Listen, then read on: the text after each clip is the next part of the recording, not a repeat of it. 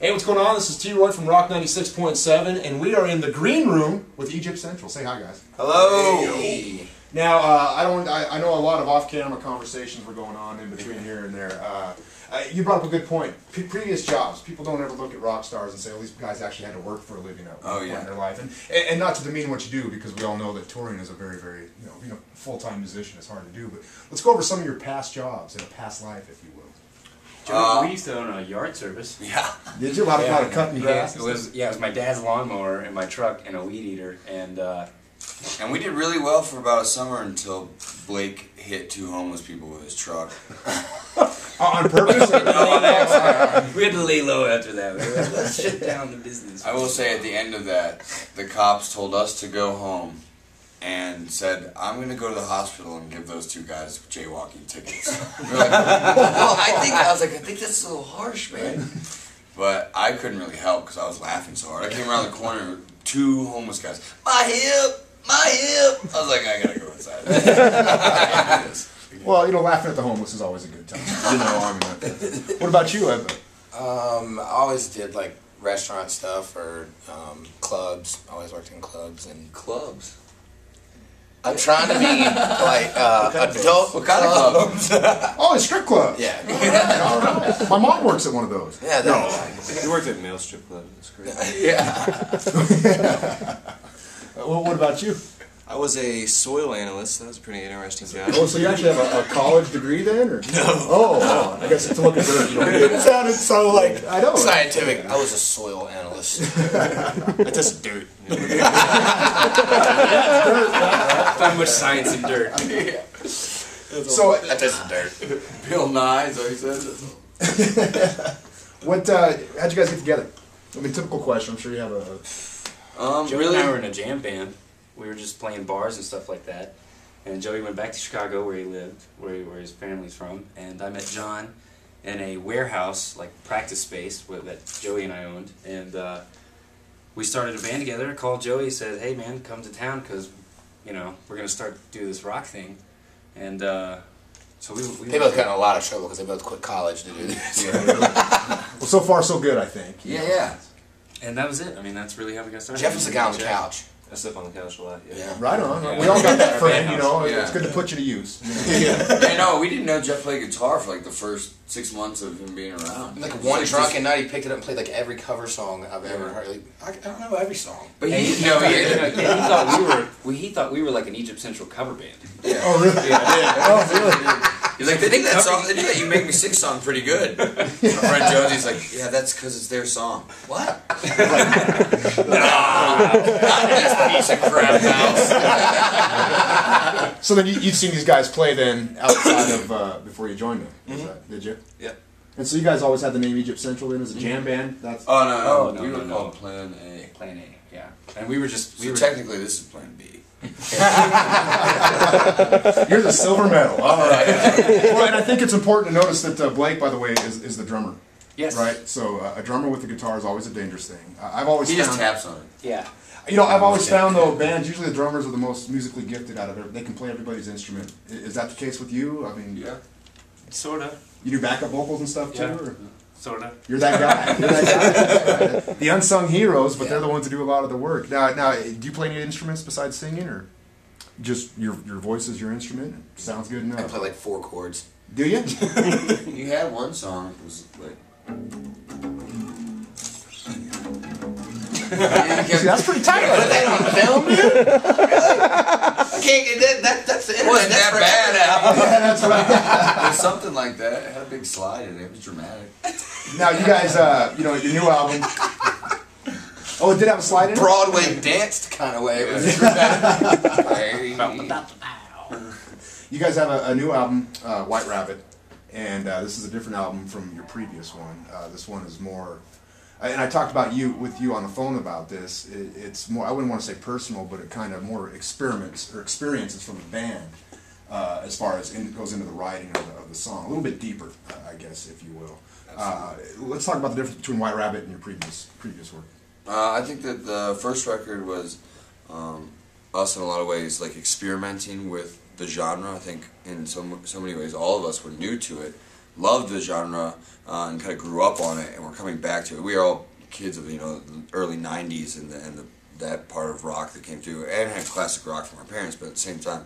So in that sense, I think maybe we were just young, really attempting what we were doing on the first record. It was so long ago, honestly. I mean, we wrote it really 2003 or something like that, you know. So when we finally released it, even, it was already old. And this record is so much closer to like conception and when we created it, and it was just a lot more honest about the things that we've been through in the last few years. And we don't have a shortage of tragedy, which sucks, but at the same time has made us a very strong-willed group of guys, and we're really close. We noticed that more than any other bands that we all actually are friends. So I think that went into the writing too. All of us really digging what we were doing, you know. Like, I think on the first record it was kind of a lot of pieces. So Well, and you had a great producer on this album, by the way, and the guys worked with just about everybody. Did he have a lot of influence in your guys' songs?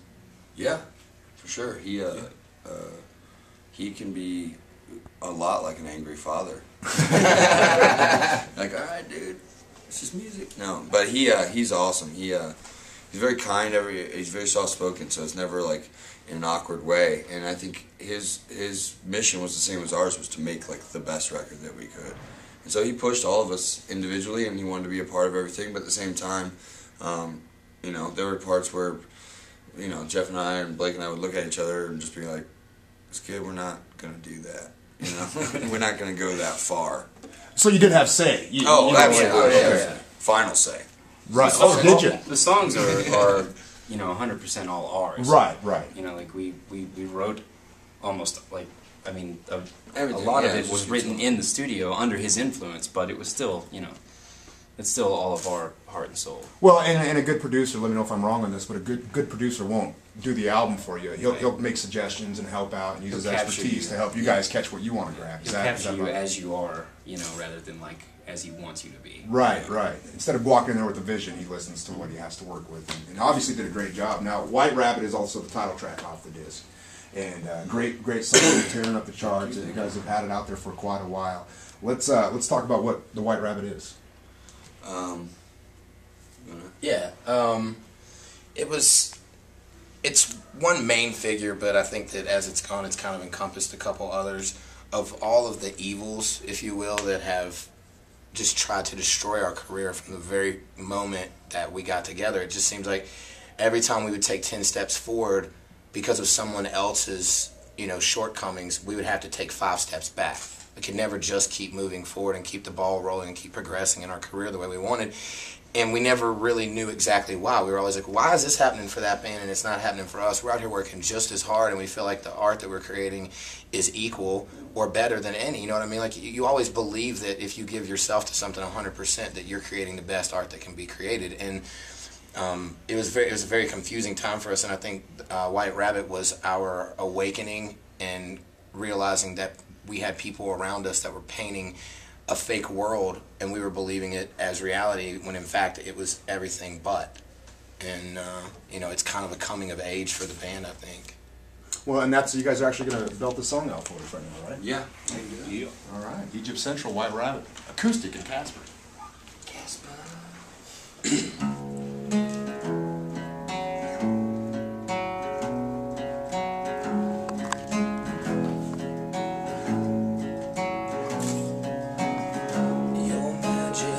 White rabbit has left its writing on the wall. We follow like Alice and just keep diving down the hole.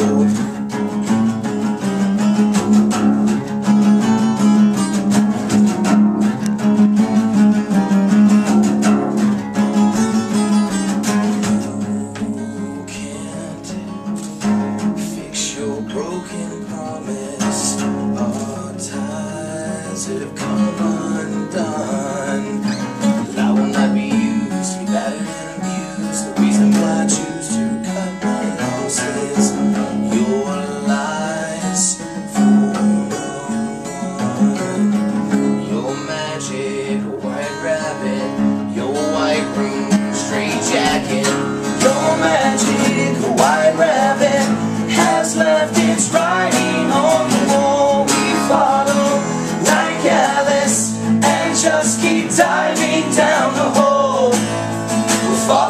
and we're losing control, pulling us, dragging us down this dead end road. We follow like Alice and just keep diving down the hole.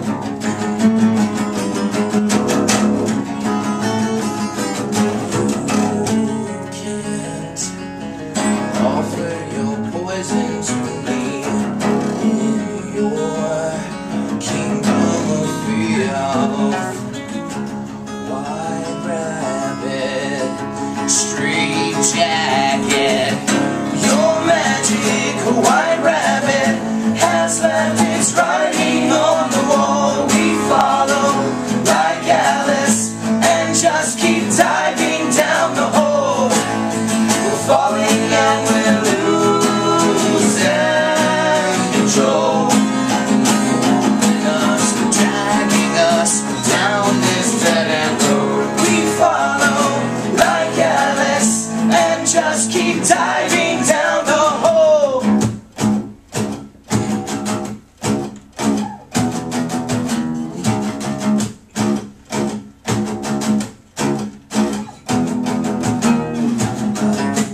Pushed aside, I will be heard. I will get what I want, what I deserve. I won't be pushed aside, I will be heard. I will get what I want, what I deserve. We're falling and we're losing control. You're pulling us, dragging us down this dead end road. Your magic white rabbit has left its writing on the wall. We follow like Alice and just keep diving down the hole. We're falling and we're losing control, pulling us, dragging us down this dead end road. Your magic white rabbit has left its writing on the wall. We follow like Alice and just keep diving down the hole. Diving down the hole.